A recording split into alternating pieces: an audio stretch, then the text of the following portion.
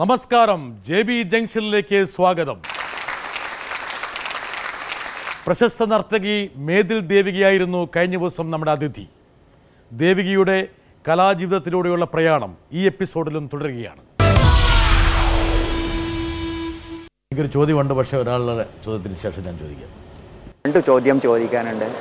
The first question is that when you do a program to an audience which consists of men, women, children, boys, girls of different cultural background, നിങ്ങൾ അവർക്ക് വേണ്ടി ചിട്ടപ്പെടുത്തുന്ന നൃത്യ പരിപാടികളിൽ ഏതെങ്കിലും formula ഉപയോഗിച്ചുകൊണ്ട് അവരെ ആകർഷിക്കാനുള്ള principles, അവരെ ആകർഷിക്കാനുള്ള എന്തെങ്കിലും സിസ്റ്റം തയ്യാറാക്കുന്നുണ്ടോ? സ്പിക്മയ്ക്ക് വേണ്ടി ചെയ്യുമ്പോൾ ആ ഫോർമുല എന്തെങ്കിലും മാറ്റം വരുത്തുമോ? Second question is that recently you got PhD award for Mohiniyattam. എൻ്റെ ഹാർദികമായ അഭിനന്ദനങ്ങൾ. ആ PhD വൈവ കമ്മിറ്റിയിൽ ഫേമസ് ഇൻഡോളജിസ്റ്റ് ഉൾപ്പെടെ വലിയ വലിയ വിദഗ്ധന്മാരുണ്ടായിരുന്നു. അവർ ദേവികയുടെ PhD തീസിസിനെ പ്രശംസിച്ച് ഇന്ത്യൻ ഡാൻസ് ലിറ്ററേച്ചറിന് വലിയ കോൺട്രിബ്യൂഷൻ എന്ന് പരാമർശിച്ചു. ഈ വെളിച്ചത്തിൽ ദേവികയുടെ ഫ്യൂച്ചർ പ്ലാൻസ് എന്താണ്?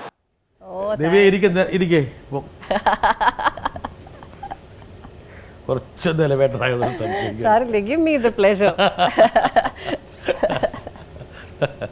രണ്ട് ചോദ്യം ചോദിച്ചത്. എന്നാൽ അതിനകത്തൊരു ആ ചോദ്യത്തിന് ഞാൻ കുറച്ചുകൂടെ ലളിതമായി ചോദിക്കാം. എന്താ കാരണം ചിലപ്പോൾ മോഹിനിയാട്ടം എന്ന് പറഞ്ഞാൽ ഏറ്റവും മോഹിപ്പിക്കേണ്ടതാണ്. ആക്ച്വലി അതാണ് എൻ്റെ ആരോ പറഞ്ഞ പോലെ അമൃത് വീണ്ടെടുക്കാൻ വേണ്ടിയുള്ള ഒരു മോഹിനിയായി പോകുന്ന, അതൊക്കെയാണ് എൻ്റെ ഒരു പൊരുൾ.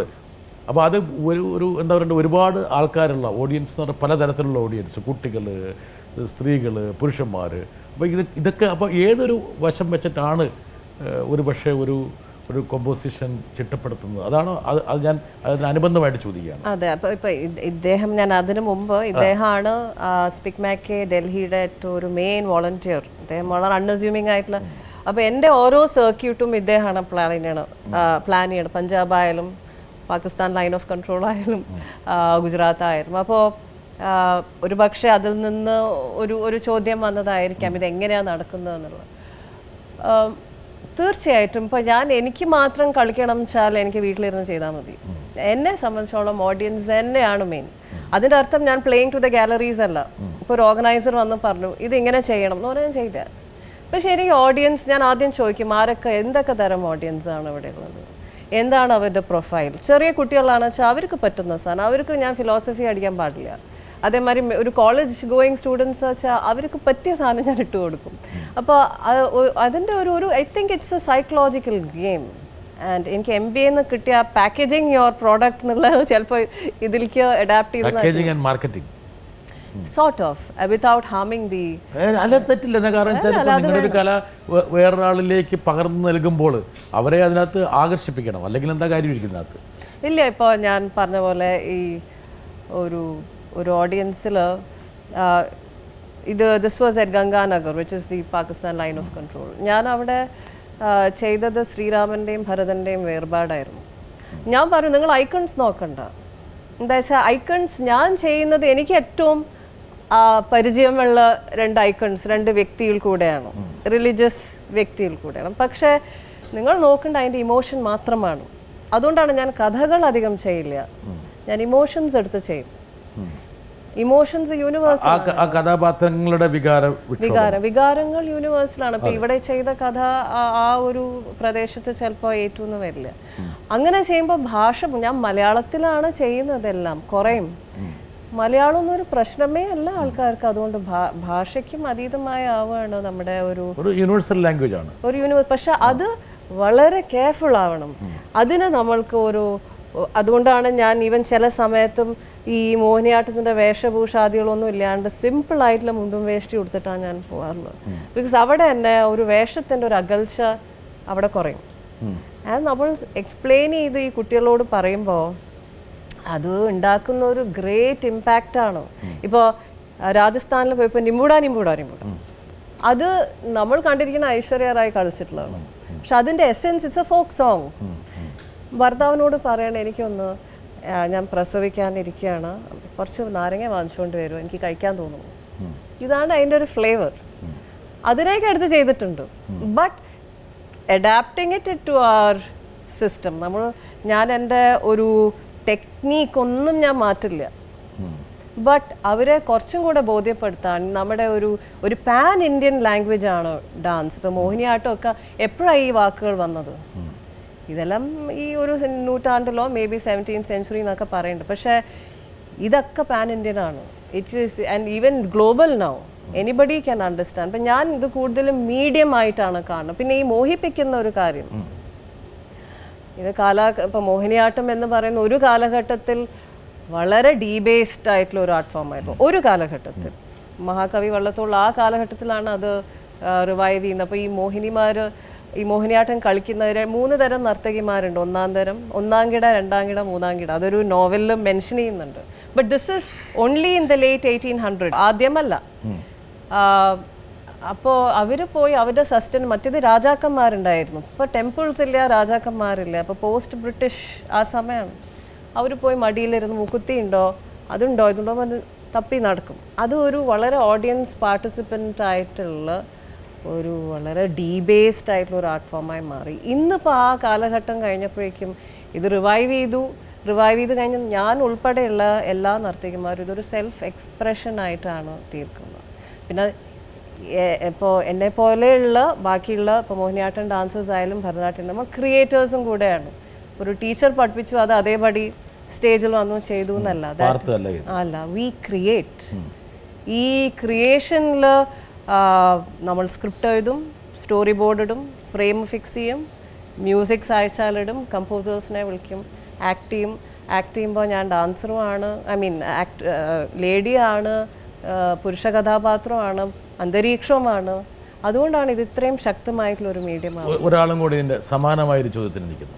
ഇപ്പോൾ ഈ PhD ലഭിച്ച ഈ സമയത്ത് അന്ന് പബ്ലിക് ഡിഫൻസിൽ CV ചന്ദ്രശേഖരൻ സാറിനെ പോലെയുള്ള മഹാനായ കലാകാരന്മാർ ദേവികയുടെ ഈ പേപ്പറിനെ പറ്റി നൃത്ത വിദ്യാർത്ഥികൾക്ക് ഇതിനപ്പുറം പ്രയോജനമുള്ള ഒരു പേപ്പർ കിട്ടാനില്ല എന്ന് പറഞ്ഞ ആ സമയത്ത് ഈ ഒരു ശിഷ്യയെ കിട്ടിയതിൽ ഏറ്റവും അധികം ഞാൻ സന്തോഷിക്കുന്നു. ഇന്ന് എൻ്റെ മറ്റ് അനേകം വിദ്യാർത്ഥികൾക്ക് ദേവികയുടെ കീഴിൽ ഇനി ഈ ഗവേഷണം തുടരാം എന്നുള്ളതാണ് എൻ്റെ ഏറ്റവും വലിയ സന്തോഷം. പിന്നെ ഏതെങ്കിലും ഒരിനത്തിലെ പ്രാഗൽഭ്യം നേടാവുകയുള്ളൂ എന്നുള്ള അഭിപ്രായത്തിന് ദേവിക ഒരു അപവാദമാണ്. എന്തെന്ന് വെച്ചാൽ കുച്ചിപ്പുടിയും മോഹിനിയാട്ടവും രണ്ടും ഒരു കലർപ്പുമില്ലാതെ അതിൻ്റെ തനതായ ശൈലിയിൽ അവതരിപ്പിക്കുവാൻ പല വേദികളിലും ദേവികയ്ക്ക് കഴിഞ്ഞിട്ടുണ്ട്. അതും ദേവികയുടെ മാത്രം ഒരു പ്രത്യേകതയാണ്. ഒരുപാട് പേരിങ്ങനെ ദേവിയെ ഇങ്ങനെ വല്ലാതെ കോംപ്ലിമെന്റിക്കൊണ്ടിരിക്കുകയാണ്. എനിക്ക് മനസ്സിലായി, അടുത്ത വല്ല പേരും ഇല്ല, അത് വല്ലാണ്ട് അസ്വസ്ഥനാക്കുന്ന കാണുന്നുണ്ട്. ഒരാളെ കൂടെ പെട്ടെന്ന് ഞാൻ ചോദിക്കാൻ പോകുന്നത്, ഒരു ആർട്ടിസ്റ്റിന് പല രീതിയിലുള്ള റിസർച്ച് ആവശ്യമാണ്, പല രീതിയിലുള്ള ഗവേഷണം ആവശ്യമാണ്. പക്ഷെ ഒരു അക്കാഡമിക് റിസർച്ച് ഒരു ഡാൻസറിനെ, ഒരു ആർട്ടിസ്റ്റിനെ ഏത് രീതിയിലാണ് ഹെൽപ്പ് ചെയ്യുക? ഉദാഹരണത്തിന് നമ്മൾ കറക്റ്റായിട്ട് നമ്മൾ വേർഡ്സ് എഴുതുമ്പോൾ അതിലുള്ള ഒരു ആക്യുറസി, ഇതെല്ലാം നൃത്തത്തിൽ കോൺട്രിബ്യൂട്ട് ചെയ്യും. ആ രീതിയിലൊന്ന് സംസാരിക്കും. അതായത് ഞാൻ ഉദ്ദേശിക്കുന്ന അവരുടെ ചോദ്യം, അക്കാഡമിക് റിസർച്ച് ചെയ്യുമ്പോൾ എങ്ങനെയാണ് അത് വ്യത്യാസം ആവുന്നത്? അക്കാഡമിക് റിസർച്ച് നമ്പർ 1, നമ്മളത് അതിനൊരു മെത്തഡോളജി ഉണ്ട്. ആ മെത്തഡോളജി ആര് വായിക്കുമ്പോഴും മനസ്സിലാക്കണം, irrespective of it is a dancer or a musician or anybody. അതുകൊണ്ടാണ് PhD എന്ന് പറഞ്ഞാൽ നമ്മൾ ആദ്യം ഒരു ഡോക്ടർ ഓഫ് ഫിലോസഫി അല്ലേ, you are eligible to teach anybody, not just dancers. അപ്പോൾ അങ്ങനെ ഒരു റൈറ്റിംഗ്, അതും ഒരു യൂണിവേഴ്സൽ സ്റ്റാൻഡേർഡ് വേണം. പലപ്പോഴും ഇന്ന് നാട്ടിൽ ഈ മെത്തഡോളജി ഇപ്പോൾ ഒരുപാട് ഇൻസ്റ്റിറ്റ്യൂട്ട്സിലും യൂണിവേഴ്സിറ്റീസിലും PhD ഇപ്പോൾ കൊടുക്കാൻ തുടങ്ങിയിട്ടുണ്ട് ഡാൻസ്. ഇപ്പോൾ ഒരുപാട് വൈവയ്ക്ക് പോലും ഞാൻ പോയിട്ടുണ്ട്. മെത്തഡോളജി അറിഞ്ഞൂടാ അവർക്ക്. ഒരു കുട്ടി പബ്ലിക് ഡിഫൻസ് ചെയ്യുമ്പോൾ ചോദിക്കുന്ന ഒരാൾ അദ്ദേഹത്തിന് ഒപ്പോസ് ചെയ്തു എന്ന് പറഞ്ഞപ്പോൾ ആ കുട്ടിയെ വല്ലാണ്ട് അയ്യോ ഒരു ഗുരുവിനെയാണ് അപമാനിച്ചതെന്നുള്ളതായി. പക്ഷേ she was defending Har thesis and that is how it should be. അതുപോലും അവർക്ക് അതിൻ്റെ ഒരു മെത്തഡോളജി ഇന്നോട്ട് ഒരു കുട്ടിയോട് ചോദിച്ചു, ഇതെന്താ നിങ്ങളത് ചെയ്യാത്ത പറയുമ്പോൾ ഇതൊക്കെ ഞാൻ ഇനി പബ്ലിഷ് ചെയ്യുമ്പോൾ ഉൾപ്പെടുത്താം. അതല്ല. സി ഇത്തരം ചില basic information, then even writing style, ഒരുപാട് വേർഡ്സ് പാടില്ല, സിമ്പിളായിരിക്കണം, കോമയുള്ള അവിടെ കോമ വേണം, അതിൻ്റെ ഒരു പിന്നെ ഡാൻസിന് പ്രത്യേകമായിട്ടുള്ള ഒരു മെത്തഡോളജി പോലും ഉണ്ട്. അത് എനിക്ക് തോന്നുന്നു ഒരു അക്കാഡമിക് സ്റ്റഡിയിലൂടെ കുറച്ച് വർഷങ്ങളിലൂടെ നമുക്കത് മനസ്സിലായി. It brings system, basically system to our study and a system to teach. ഇപ്പം എല്ലാവരും ഒരു മുദ്ര പിടിച്ചാൽ ഇതെന്താണ് മുദ്ര എന്ന് എല്ലാവർക്കും അറിയാം. ഒരു അക്കാഡമിക് ബേസ് ദേവികയുടെ നൃത്തത്തിന് സഹായകരമാകുന്നു. തീർച്ചയായിട്ടും ഈ ഒരു തിയറി സ്വാഭാവികമായിട്ടും നിങ്ങളുടെ ഒരു നൃത്ത വൈഭവത്തെ കുറച്ചും കൂടി പുഷ്ടിപ്പെടുത്താൻ തിയറി നല്ലല്ലോ. ഈ ധാരണകൾ ഞാൻ പറയച്ച പൊതുവേ നല്ല നർത്തകിമാർക്കൊക്കെ ഒരു നന്നായി ക്രിയേറ്റ് ചെയ്യുന്നവർ, നർത്തകികളല്ല ക്രിയേറ്റേഴ്സിന് ഒരു റിസർച്ച് മെന്റാലിറ്റി ഉണ്ട്. You don't need a PhD to make cinema to you. അതെ, പക്ഷെ നല്ല പുതിയ കമ്പോസിഷൻസ് അതില്ലെങ്കിലും ചെയ്യാം. പക്ഷെ ഇതിൻ്റെ ഒരു മെത്തേഡ്, ഒരു സിസ്റ്റം അത് എപ്പോഴാണ് പ്രയോഗപ്പെടുക വെച്ചാൽ നമ്മളത് നെക്സ്റ്റ് ഒരു ഹാൻഡ് ഓവർ ചെയ്യുമ്പോഴാണ് ഈ സിസ്റ്റത്തിൻ്റെ ആവശ്യം. പല ആൾക്കാരുടെയും ഒരുപക്ഷെ നല്ലൊരു കമ്പോസിഷൻ ചിട്ടപ്പെടുത്തുന്നത് അവരുടെ വ്യക്തിപരമായ ജീവിതത്തിൽ ഏതെങ്കിലും മുഹൂർത്തങ്ങൾ സൃഷ്ടിക്കുന്നതായിരിക്കാം. കാരണം വെച്ചാൽ ഒരുപക്ഷെ നമ്മുടെ ഈ പരന്ന അറിവിനേക്കാൾ അല്ലെങ്കിൽ ആഴത്തിലുള്ള ധാരണകളേക്കാൾ പലപ്പോഴും നമ്മുടെ ജീവിതത്തിൽ സംഭവിക്കുന്ന വളരെ വൈകാരികമായിട്ടുള്ള ഒരു തലമായിരിക്കാം വേണമെങ്കിൽ. അങ്ങനെ സംഭവിച്ചിട്ടുണ്ടോ? അങ്ങനെ സംഭവിച്ചിട്ടുള്ളൂ. എൻ്റെ ജീവിതത്തിൽ അങ്ങനെ സംഭവിച്ചിട്ടുള്ളൂ. ഞാനിപ്പോൾ എന്നെ പഠിപ്പിച്ചത്, ഞാൻ കൂച്ചുപുടിയിൽ മാത്രമേ എന്നെ പഠിപ്പിച്ച് തന്നിട്ടുള്ള ഞാൻ ഇപ്പോഴും ചെയ്യാറുള്ളൂ. പക്ഷേ മോഹിനിയാട്ടത്തിലൊക്കെ ഞാൻ അതിനെ എല്ലാം എനിക്ക് ഓരോ കാലഘട്ടത്തിൽ സംഭവിച്ച ജീവിതത്തിലെ ഓരോ വഴിത്തിരിവുകളാണോ അത് ക്രിസ്റ്റലൈസ് ചെയ്യണം. ആ ഇമോഷൻ ഇപ്പോൾ നമ്മൾ ഓവർകം ചെയ്തു, പക്ഷേ you are going back to it. ഇത് മുഴുവൻ സ്വാഭാവികമായിട്ടും വിഷമങ്ങളുടെയും സങ്കടങ്ങളുടെയും ഒക്കെ മുഹൂർത്തങ്ങളായിരുന്നു? അങ്ങനെയൊന്നുമില്ല. വിഷമങ്ങളുടെ മുഹൂർത്തം ധാരാളം ഉണ്ടായിട്ടുണ്ട്. ആ വർക്ക് വളരെ വളരെ സോളിഡായി കിടക്കുന്നുണ്ട്. പിന്നെ ഇപ്പൊ ഈയിടെ ഞാൻ ഒന്ന് ചെയ്തല്ലോ, അത് നരസിംഹനെ ലക്ഷ്മി ദേവി എങ്ങനെ ടേം ചെയ്ത് നിർത്തുന്നു. വിവാഹത്തിന് ശേഷമായിരിക്കും.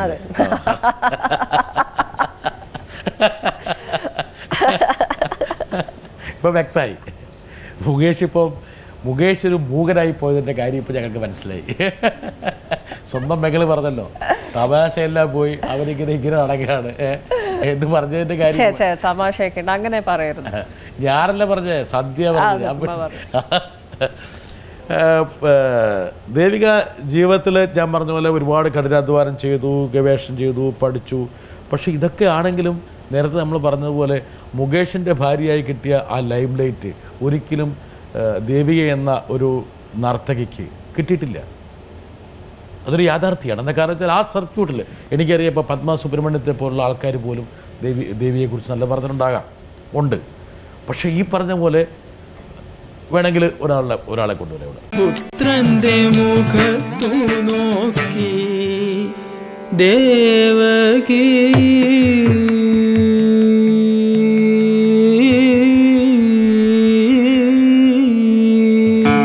പുത്രന്റെ മുഖത്തു നോക്കി Devaki കണ്ണുകളടയാതിരുന്നുവല്ലോ. I have never seen such an artist who can speak volumes through her eyes.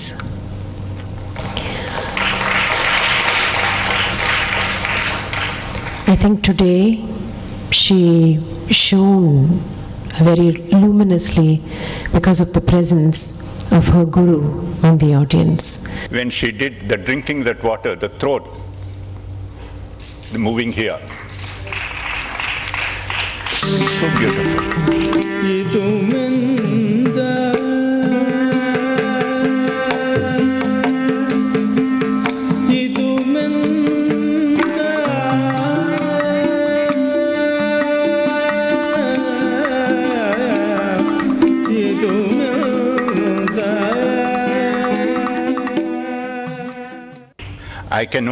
I don't know Malayalam, but for a few lines from Vayalar Ramavarma.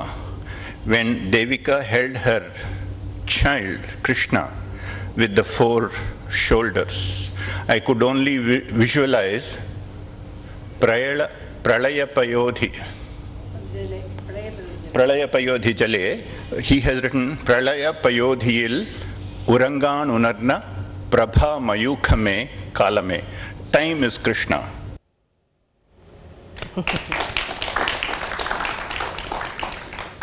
എങ്ങനെ വെള്ളം കുടിച്ച ദേവിയാ ഒന്ന് കാണിച്ചു നോട്ടെ. ഞങ്ങളൊക്കെ വെള്ളം കുടിക്കും പോലും അങ്ങനെ വരാറില്ല.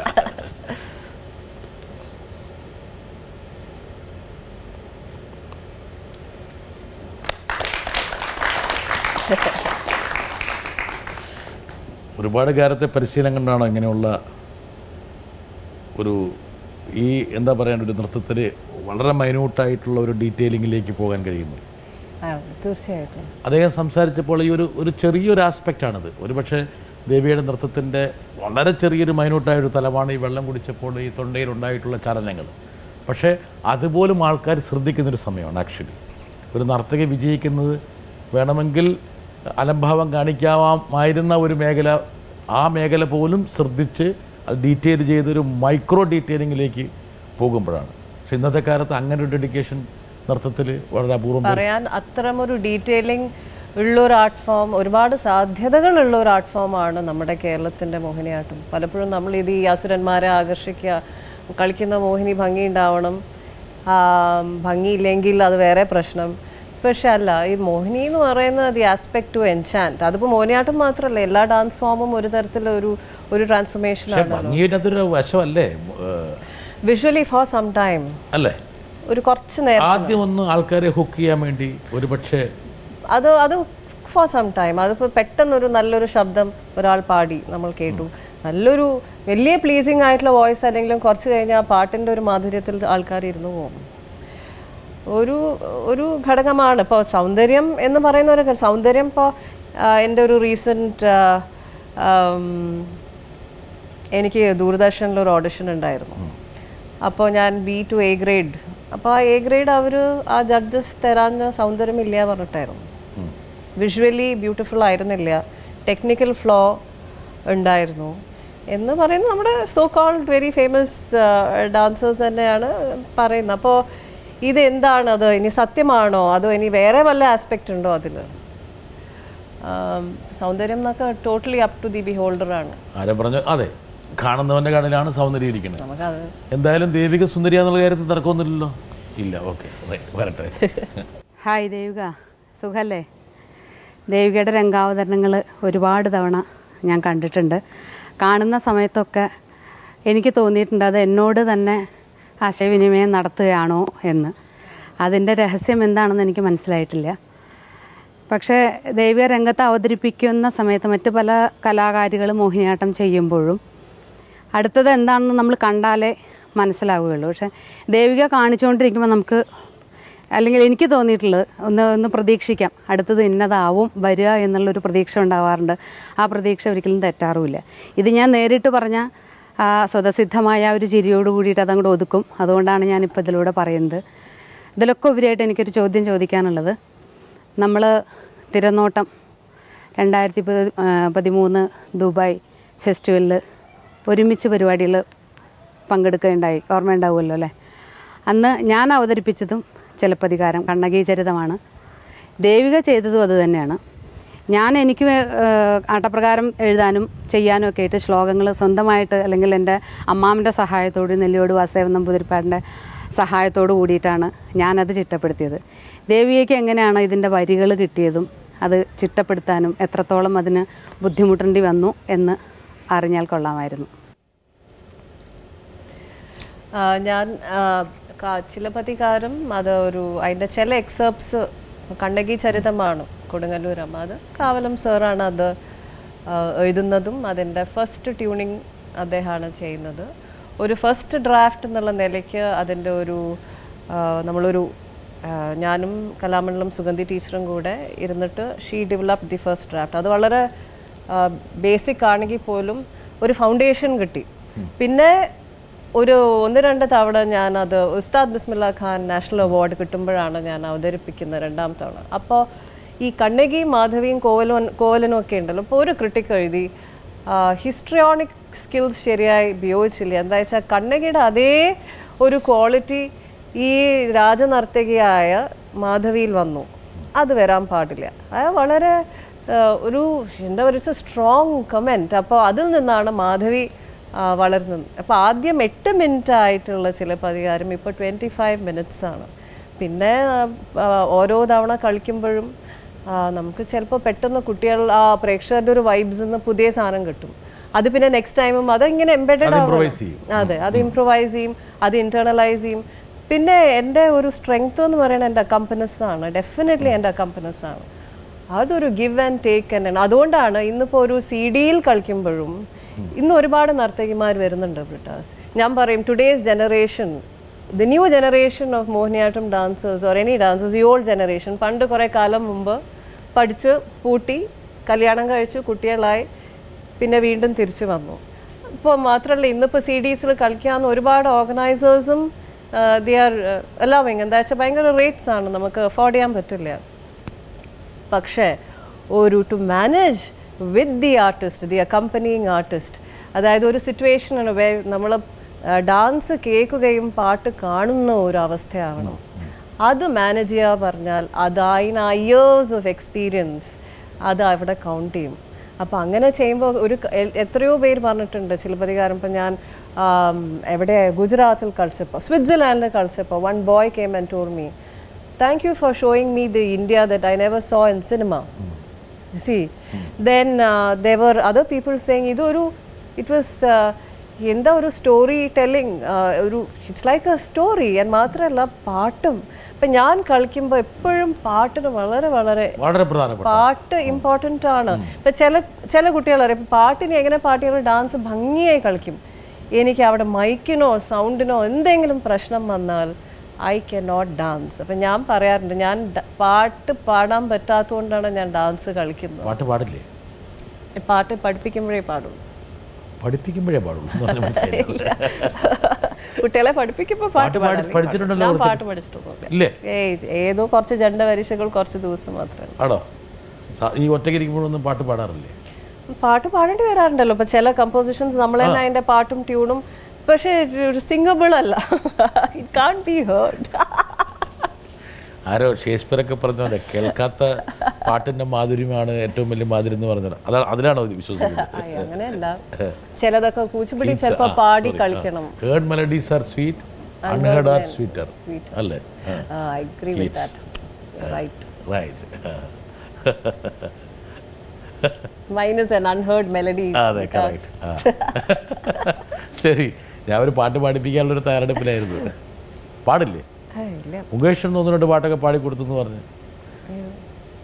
മുകേഷിന് 1-2 പാട്ട് ദേവിക പാടിക്കൊടുത്തു എന്ന് മുകേഷ് പറഞ്ഞു. അത് എപ്പോഴെങ്കിലും കേട്ടതായിരിക്കും, അല്ലാണ്ട് വന്നിട്ട് ഒരു ബോധപൂർവമായിട്ട് പാടിയതല്ല. എവിടുന്ന പാടുന്നത് മുകേഷ് കേട്ടിട്ടുണ്ടോ? അത്രേ ഉള്ളൂ. വരട്ടെ. അസാധാരണമായ രംഗസാന്നിധ്യവും നർത്തകീ ലക്ഷണങ്ങളും അനായാസേനയുള്ള അഭിനയസിദ്ധിയും ഒത്തിണങ്ങിയ ഒരു അനുഗ്രഹീത കലാകാരിയാണ് മേത്തിൽ ദേവിക. പുരാണ ഇതിഹാസങ്ങളിൽ നിന്നും ബ്രാഹ്മണിയമ്മപ്പാട്ട് പോലുള്ള നാടൻ കലകളിൽ നിന്നും നൃത്തത്തിന് അനുയോജ്യമായ കഥാസന്ദർഭങ്ങൾ തിരഞ്ഞെടുത്ത് മോഹിനിയാട്ടത്തിൽ സമന്വയിപ്പിക്കാനുള്ള ദേവികയുടെ മികവ് ഏറെ പ്രശംസനീയം. അതുപോലെ മോഹിനിയാട്ടത്തിൻ്റെ അടിസ്ഥാന ഘടകമായ ലാസ്യവും പിന്നണി സംഗീതത്തിൻ്റെ കാലപ്രമാണവും തമ്മിലുള്ള ഒരു പാരസ്പര്യം അഥവാ ഇൻ്റർ റിലേഷൻഷിപ്പ്, അതിനെ ദേവിക വിലയിരുത്തുന്നതെങ്ങനെ?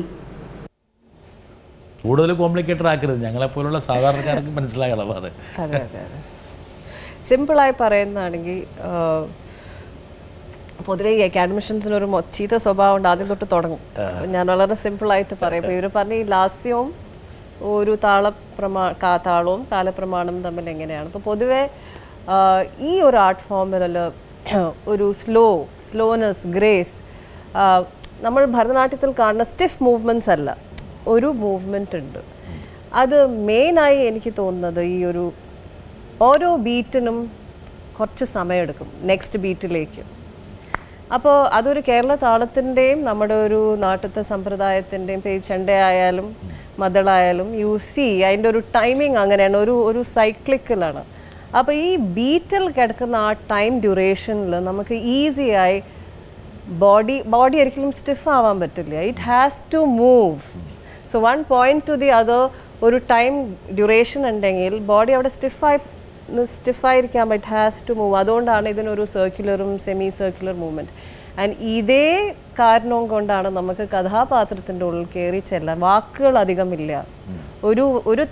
ഒരു താളത്തിലധികം വാക്ക് വന്നാൽ പോയി, പദങ്ങൾ അധികം പാടില്ല. പദങ്ങൾ ഒരു 16 ബീറ്റ് സൈക്കിളാണെന്ന് വെച്ചാൽ ഒരു 3-4 പദങ്ങളുണ്ടെങ്കിൽ ഓരോ പദത്തിൻ്റെയും നമുക്കുള്ളിൽ കയറി അതിനെ നമുക്ക് ഡെവലപ്പ് ചെയ്യാൻ സാധിക്കും. അതുകൊണ്ട് ഇപ്പോൾ ലാസ്യം എന്നുള്ളത് ഞാൻ കൂടുതൽ പറയുന്നില്ല വെച്ചാൽ ലാസ്യം എന്നുള്ള വാക്കിൻ്റെ തന്നെ ഒരുപാട് കാലഘട്ടങ്ങളിൽ ഇപ്പോൾ 2nd സെഞ്ച്വറി BC ഉള്ള ഒരു പെർസ്പെക്റ്റീവ് അല്ല ഇന്നിപ്പോൾ ലാസ്യം എന്ന് നമ്മൾ അറിയുന്നത്. അപ്പോൾ ആ വാക്ക് ഡിഫൈൻ ചെയ്യണം ഇത് പറയുന്നതിന് മുമ്പ്. അപ്പം ഞാൻ വളരെ സിംപ്ലി മോഹിനിയാട്ടത്തിനെ ബേസ് ചെയ്തിട്ട് പറഞ്ഞു തന്നെയുള്ളൂ. ലാസ്യം എന്നൊക്കെ പറഞ്ഞാൽ ഞങ്ങളെപ്പോലുള്ള ആൾക്കാർക്ക് ലാസ്യം എന്നുള്ള ഒരു അർത്ഥം അത് അത്രേ ഉള്ളൂ, ഒറ്റ അർത്ഥമേ ഉള്ളൂ, വേറെ അർത്ഥങ്ങൾ വരുന്നില്ല. പക്ഷെ അർത്ഥം വരണം. ഇപ്പം ഞങ്ങളൊക്കെ ഇപ്പോൾ നവരസങ്ങൾ എന്നൊക്കെ പറയുമ്പോൾ നമുക്ക് ഒരു പക്ഷേ നിങ്ങൾ അതിൻ്റെ ഉള്ളിലേക്ക് വേറെ വെർട്ടിക്കിൾസ് ഒരുപാട് വേണേൽ ക്രിയേറ്റ് ചെയ്തേക്കാം. ഇപ്പം ദേവിയേക്ക് വിട്ട ഇരിപ്പിരുന്ന് കൊണ്ട് ഇപ്പം ഞാൻ പറയുകയാണ് ഒരു നവരസങ്ങൾ സൃഷ്ടിക്കാൻ പറഞ്ഞാൽ ഒന്നിൽ നിന്ന് ഒന്നിലേക്ക് പോകാൻ എത്ര സമയം എടുക്കും? അത് ഡിപ്പെൻസ്. എനിക്ക് എത്ര സമയം വേണമെങ്കിൽ എടുക്കാം, എനിക്ക് ക്ഷണത്തിലും പോവാം ചെയ്യാം. പക്ഷെ നവരസങ്ങൾ നിങ്ങളുടെ മനസ്സിലുണ്ടാവണം, നമ്മൾ ചെയ്യുന്ന ഭാവം മാത്രമേ ഉള്ളൂ. ആസ്വാദകന്റെ മനസ്സ് സൃഷ്ടിക്കപ്പെടുകയാണ് ചെയ്യുന്നത്. ഞാനൊന്ന് ട്രൈ ചെയ്ത് നോട്ടെ. ട്രൈ ചെയ്യൂ. ഓക്കെ, ഒരു ശൃംഗാരഭാവായാലോ? ചെയ്യൂ. അവിടെ എന്റെ മനസ്സിൽ സൃഷ്ടിക്കപ്പെടും. You know what, you should come for my performances, Britas. എന്റെ കണ്ടിട്ടില്ലല്ലോ? ഞാൻ പലതാണ് കണ്ടത്. ഒരിക്കലും കാണാൻ വഴിയില്ല. ഞങ്ങൾ ഈ പത്രക്കാരെന്ന് പറഞ്ഞ ആൾക്കാരുണ്ടല്ലോ, ഞങ്ങൾ എല്ലായിടത്തും പോകും, പക്ഷെ ഞങ്ങൾ എല്ലാം മനസ്സിലാക്കും. ഞാൻ പെർഫോം ചെയ്യണ ഒരു വേദിയിൽ പോലൊരു ആൾ കിടക്കില്ല. ഈയിടെയാണ് മുകേഷ് ഏട്ടൻ കിടന്നത്. ഞാൻ എഴുതി തരാം. അങ്ങനെ അത് തെറ്റിദ്ധാരണയല്ല, അത് ശരിയാണ്. ഒരുപാട് സ്ഥലങ്ങളിൽ ഞാൻ പോയിട്ടുണ്ട്. അപ്പൊ നമ്മളോട് ഈ ബേസ് ക്വസ്റ്റ്യൻസ് ചോദിക്കാല്ലാണ്ട് you come for my performance. ഒരു പക്ഷെ ഞാൻ ചെയ്യുന്ന ഒരുപാട് കാര്യങ്ങൾ പ്രേക്ഷകർക്കോ മീഡിയക്കാർക്കോ അറിഞ്ഞുണ്ടെങ്കിൽ എനിക്കറിയാം, I am sure they don't understand may be at least 30% of what I show ഉണ്ടെങ്കിൽ ദേ വിൽ റൈറ്റ് ഒരുപാട് ക്രിറ്റിസിസം അതിനെക്കുറിച്ച് എഴുതും. അത്തരം വളരെ റെവല്യൂഷണറി പീസസ് വരെ ചെയ്തിട്ടുണ്ട്. ദേവി, എൻ്റെ ഒരു പോയിന്റ് ഞാൻ പറഞ്ഞത്, അതായത് പലപ്പോഴും ഈ പറഞ്ഞ പോലെ മെയിൻ സ്ട്രീം മീഡിയ അത് എല്ലാവരും അതിനെ ക്രിട്ടിസൈസ് ചെയ്യുന്നുണ്ട്. കാരണം ഇതൊക്കെ മസാലയുടെ പുറകെയാണ്, സിറപ്പിൻ്റെ പുറകെയാണ്, ജ്യൂസിൻ്റെ പുറകെയാണ് എന്നൊക്കെ പോകുന്നു. പക്ഷേ ആ മീഡിയ ഉപയോഗപ്പെടുത്താനുള്ള ഒരു വൈഭവവും ഒരു പക്ഷേ കലാകാരന്മാർ കാണിക്കണം. എന്താ കാരണം വെച്ചാൽ നമ്മളിപ്പോൾ കുട്ടികളെ നമ്മൾ വളരെ കയ്പുള്ളൊരു മരുന്ന് കഴിപ്പിക്കുന്നത് ഷുഗർ കോട്ടറായിട്ടാണ്. ഒരു പക്ഷേ ഈ ഒരു അഭിമുഖത്തിൽ പുതാൻ പറഞ്ഞാൽ ദേവികയെ പുതുതായി കാണുന്ന ഒരുപാട് ആൾക്കാരുണ്ടാവും, അല്ലെങ്കിൽ ഇതുവരെ പരിചയമില്ലാത്ത ദേവിയെ കാണുന്ന ആൾക്കാരുണ്ടാവും. സാധാരണഗതിയിൽ ഇങ്ങനെയുള്ളൊരു കാഴ്ചയിലൂടെയാണ് ഒരു പക്ഷേ ദേവികയുടെ നൃത്തത്തിലേക്ക് അവർ കടന്നു വരിക. അപ്പോൾ അതുകൊണ്ട് ചെറിയ ഉത്തരവാദിത്വം നിങ്ങളെപ്പോലുള്ള കലാകാരന്മാർക്ക് അല്ല. ഞാൻ അതൊരിക്കലും മെയിൻ സ്ട്രീമിനെ കുറിച്ച് ഞാൻ പറയട്ടെ, സ്റ്റാർ വാർസ് കൈരളി ചാനലിൽ ചെയ്തതുകൊണ്ടാണ് കുറച്ചൊക്കെ ജനങ്ങൾക്ക് നമ്മളെ മറ്റേത് എൻ്റെ ഒരു സ്ട്രീമിൽ നിൽക്കുന്ന കുറേ ഡാൻസേഴ്സിന് അറിയാം, ഒരു കുറച്ചൊക്കെ ലേമാൻ അറിയാൻ തുടങ്ങിയത് സ്റ്റാർ വാർസിൽ കൂടെ. സ്റ്റാർ വാറിലെ ഈ ഫ്ലോറിൽ വെച്ചായിരുന്നു അല്ലേ? ഈ ഫ്ലോറിൽ വെച്ച് ദേവിക എന്നുള്ള നർത്തകിക്ക് വേണമെങ്കിൽ ദേവിക ആഗ്രഹിക്കുന്നുണ്ട്. ഇപ്പം ദേവിക സ്റ്റാർ വാർസിനെ കുറിച്ച് മിനി സ്ക്രീനിൻ്റെ ഒരു സാധ്യതയാണ്. പക്ഷെ വലിയ സ്ക്രീനിൻ്റെ ഒരു സാധ്യത എക്സ്പ്ലോർ ചെയ്യാമായിരുന്നു വേണമെങ്കിൽ ദേവികയ്ക്ക് ചെയ്യാമായിരുന്നു. ഇപ്പം ഈ ഇതെന്നെ പെട്ടെന്ന് ചെയ്തതാട്ടോ, അതാണ് വളരെ ക്ലംസി ആയിട്ടുള്ള കുറേ ഭാഗങ്ങൾ നമ്മൾ ഡിസ്കസ് ചെയ്യുന്ന സമയത്ത് ശ്രീരാമേട്ടൻ സിംഗർ, ഞാൻ പറഞ്ഞു ഒരു കുട്ടി മെലഡിക്ക് ശരിയായ വാക്ക് ചെയ്തില്ല. അപ്പം ഞാൻ പറഞ്ഞു ശരിയായ വാക്ക് നോക്കി എക്സ്പ്രസ് ചെയ്യണം. അപ്പോൾ ഹീ സെഡ് അതിൻ്റെ ഒന്നും ആവശ്യമില്ല, സിനിമ സോങ്സിനൊക്കെ നമ്മൾക്ക് ജസ്റ്റ് അങ്ങനെ ചെയ്യാം. അപ്പോൾ കൽപ്പന ചേച്ചി ഇരുന്ന് പറഞ്ഞു നീ പോയി കാണിച്ചു കൊടുക്കും. അങ്ങനെ ക്ഷണത്തിൽ ചെയ്തൊരു കാര്യമാണ്, അതുകൊണ്ടാണ് കുറച്ച് ഇംപെർഫെക്റ്റ്. ഒരുപാട് കൊല്ലം നൃത്തം അഭ്യസിച്ച് ഒരുപാട് കഠിനാധ്വാനത്തിലൂടെയും അർപ്പണ ബോധത്തോടും കൂടി നൃത്തം ഉപാസിച്ച പ്രൊഫഷണൽ നർത്തകിമാർക്ക് എപ്പോഴും ഒരു ചെറിയ പരാതിയുണ്ട്, ഞാൻ കേട്ടിട്ടുണ്ട്. അതായത് സിനിമയിൽ നിന്ന് വരുന്ന നർത്തകിമാർക്ക് ഒരു പരിഗണന എപ്പോഴും കൂടുതൽ ലഭിക്കുന്നു. അത് ദേവിക്ക് എങ്ങനെ തോന്നാറുണ്ടോ? അങ്ങനെയാണെങ്കിൽ പല സന്ദർഭങ്ങളിലും സിനിമയിൽ അഭിനയിക്കാൻ ക്ഷണം കിട്ടിയിട്ട് ദേവിക പോയിട്ടില്ല. എന്തുകൊണ്ട്? ഞാൻ ചോദിക്കാമെന്ന ചോദ്യം മുകേഷ് കയറി ചോദിച്ചു. I know, actually it was your question. Yeah, correct, yeah. Really. This is the typical JB question. Okay, ഞാൻ ഡെഫിനറ്റ്ലി സിനിമയിലുള്ളവർക്ക് തന്നെയാണ് പരിഗണന. ഇന്നിപ്പോൾ മേജർ ഫെസ്റ്റിവൽസിൽ വരെ ഇത്രയും കൊല്ലം നമ്മൾ വളരെ ബുദ്ധിമുട്ടി ചെയ്തിട്ടുള്ളത്. ഇപ്പോൾ ഞാനൊക്കെ ഒരു കാര്യം ചെയ്യുമ്പോൾ ലൈക്ക് ഐ സെഡ്, അവിടെ മൾട്ടി ടാസ്കിങ് ആണ്, ഡയറക്ടറാണ്, എല്ലാം ആണ്, സ്റ്റോറി ടെല്ലറാണ്, നെറേറ്ററാണ്, മാർക്കറ്റിംഗ് ആണ്, ആക്ടറാണ്, എല്ലാമാണ്. ഇത് സിനിമയിലില്ല. സിനിമയിൽ you play a role, you play a role of somebody else's script, somebody else. അപ്പോൾ പലപ്പോഴും സ്ത്രീ കഥാപാത്രങ്ങൾ പലപ്പോഴും ഒരു മെയിലിൻ്റെ ട്രോഫി പോലെയാണ്. They like a mere property. അതുകൊണ്ട് തന്നെയാണ് the so called male actors അവർ കൊള്ളില്ല, അവർ കാണാൻ ഭംഗിയില്ല. Why? Because it is to enhance them. The female is there in cinema to enhance the male many times. Okay, so ഈ ഒരു ആസ്പെക്റ്റിനോട് എനിക്കതിൽ I don't have a space there. പക്ഷേ എന്നെ ഒരുപാട് തവണ സിനിമയിൽ നിന്ന് നൃത്തത്തിൻ്റെ റോളുമായി വന്നിട്ടുണ്ട്. What am I going to do dancing in dancing in cinema? I don't want to play the role of a dancer in cinema. If I want to act in cinema, I want to act in cinema. ഞാൻ തിരിച്ചു ചോദിക്കട്ടെ. ഇപ്പോൾ ഇപ്പം മുകേഷ് വളരെ food and accommodation നിലനിർത്താൻ വേണ്ടിയിട്ടുള്ള ഒരു ചോദ്യം ചോദിച്ചത് വെച്ചാൽ ഒരുപാട് പേർക്ക് അങ്ങനെ ഒരു പരാതി ഉണ്ട് എന്ന് പറഞ്ഞു. യഥാർത്ഥത്തിൽ ദേവിക ഉൾപ്പെടെയുള്ള ആൾക്കാർക്ക് ആ പരാതി ഉണ്ട്. എന്താ കാരണം വെച്ചാൽ നല്ലവരാണെങ്കിൽ നമുക്ക് പ്രശ്നമില്ല. ഓക്കെ, ഞാൻ ചോദിക്കുന്ന ചോദ്യം അതായത് അത് ഒരു എന്താ പറയുക, സിനിമയിലെ എക്സ്പോഷർ നിങ്ങളുടെ കലാസബരിയെ പരിപോഷിപ്പിക്കാനുള്ള ഒരു ആഡഡ് ആയിട്ടുള്ളൊരു അഡ്വാൻറ്റേജാണത്. അതെന്തുകൊണ്ട് ഉപയോഗപ്പെടുത്തിക്കൂടാ? എന്തുകൊണ്ട് ഉപയോഗപ്പെടുത്തിക്കൂടാ? എന്താ കാരണം വെച്ചാൽ ആ ഒരു ഫെയിം, ദേവിക ആ ഒരു ഫെയിം സ്വാഭാവികമായിട്ട് നിങ്ങൾ നൃത്തത്തെ സഹായിക്കും. ഉപയോഗിക്കില്ല എന്നല്ല, അത്തരം ഒരു they should call us for ആ പേർപ്പസ് ഓഫ് എന്താ പറയുക, ആ പേർപ്പസ്. ഇന്നിപ്പോൾ എന്നെ വിളിക്കണം, പണ്ടാണ് വെച്ചാൽ ഞാൻ ചിലപ്പോൾ എന്നെ കാബുളിവാലയെ വിളിച്ചിട്ടുണ്ട്, കൊച്ചു കൊച്ചു സന്തോഷങ്ങൾ. That was a very good movie. അതെ, അതൊരു നല്ലൊരു സിനിമയായിരുന്നു, എക്സലന്റ് മൂവി. പക്ഷേ ഇന്ന് വിളിക്കുമ്പോൾ what is my role there? അല്ല, ഇന്ന് വിളിക്കുമ്പോൾ പോട്ടെ, ഞാൻ ചോദിക്കണമെന്ന് വെച്ചാൽ അങ്ങനെയുള്ള അവസരങ്ങൾ കളഞ്ഞു കുളിച്ചതിൽ അല്ലെങ്കിൽ വേണ്ടാന്ന് വെച്ചതിൽ ഒരു റിഗ്രറ്റ് ഉണ്ടോ? റിഗ്രറ്റ് ഉണ്ടോ? എനിക്ക് ഇൻഫാക്ട് ഞാൻ മെയിനായി സിനിമയിൽ നിന്ന് മാറി നിൽക്കാൻ as A child, the first reason was പേടി. സിമ്പിൾ, വേറെ അല്ലാണ്ട് പേടിയാണ്. അയ്യോ ഇതെങ്ങനെയാവും. പിന്നെ അന്ന് കുറേ കൂടെ റിസർവ്ഡ് ആണ്. നമ്മുടെ ഒരു പ്രൈവറ്റ് ഇത് പൊതുവേ ഒരു ഗ്രൂപ്പിലിരുന്നാൽ അധികം സംസാരിക്കാത്ത വ്യക്തിയായിരുന്നു. What am I going to do with so many people around?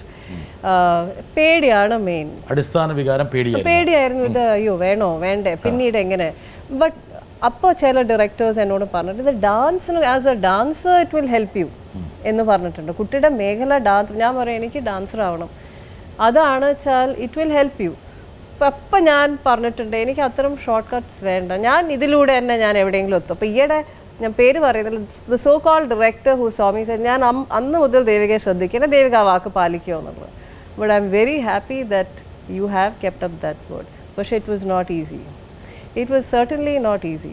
ഒരു സിനിമയെ ചെയ്തു വെച്ചാൽ ഒരു പക്ഷേ എനിക്ക് അതിൻ്റെ ഒരു ഇൻടോക്സിക്കേഷൻ, പക്ഷെ എന്നെ മാതിരിയുള്ള ഒരു വ്യക്തിക്ക് അപ്പോഴും ഞാൻ ഡാൻസിന് I would definitely create and recreate. പക്ഷെ അവിടെ ഈ മാസിൽ കളിക്കുമ്പോൾ there is a certain expectation from the mass. The star shows, ഒരു സ്റ്റേജ് ഷോ അല്ലെങ്കിൽ ഒരു സ്റ്റാർ ഷോ, ഒരു 3000-4000 ആൾക്കാർ ഇരിക്കുന്ന ഒരു വേദിയിൽ you think a 15-minute dance is possible of Mohiniyattam? No, that is very B. അവിടെ പേഷ്യൻസ് ഇല്ല. അത് 5 മിനിറ്റ് കൂടുതൽ പറ്റില്ല. ഈയിടെ ഞാൻ ചെയ്തു അതൊരു സ്റ്റാർ ഷോ 5 മിനിറ്റിൻ്റെ. പക്ഷേ അത് എൻ്റെ മോഹിനിയാട്ടം ആയിരുന്നില്ല, കൂച്ചിപ്പുടി ആയിരുന്നു. പാട്ട് നല്ല സ്റ്റെപ്സ് വളരെ ട്രഡീഷണൽ ആയിരുന്നു. പാട്ട് കുറച്ച് വെസ്റ്റേൺ ബീറ്റ്സ്. ചെയ്തു എങ്കിൽ പോലും you ask me if I M satisfied. അല്ല, അത് ഉണ്ടാകില്ല. ഞാൻ ചോദിക്കണേ, ഇപ്പോൾ ഉദാഹരണം പറഞ്ഞാൽ, ഇപ്പം ഒരു ഉദാഹരണം പറയാം. ഇപ്പം ശോഭന ഒരു ഉദാഹരണം പറയാം. ശോഭന ഒരു നർത്തകിയാണ്, നമ്മളെല്ലാവരും അങ്ങിരുന്ന്. പക്ഷേ ശോഭനയുടെ നൃത്തത്തിന് ഒരു ആഡഡ് അഡ്വാൻറ്റേജ് വാല്യൂ വരുന്നത് ശോഭന ഒരു ഫിലിം സ്റ്റാറിൻ്റെ ഒരു പരിവേഷം കൊണ്ട്. അവരോട് ചോദിച്ചാൽ അവരതിന് മറിച്ചും പറയും, പറഞ്ഞേക്കാം. എന്താ വെച്ചാൽ ചിലപ്പോൾ ഇത്രയും നന്നായി കളിക്കുമ്പോൾ തന്നെ ചിലവർ അതിനെ മറിച്ചും because she is a film star, so the work put in even by a film star.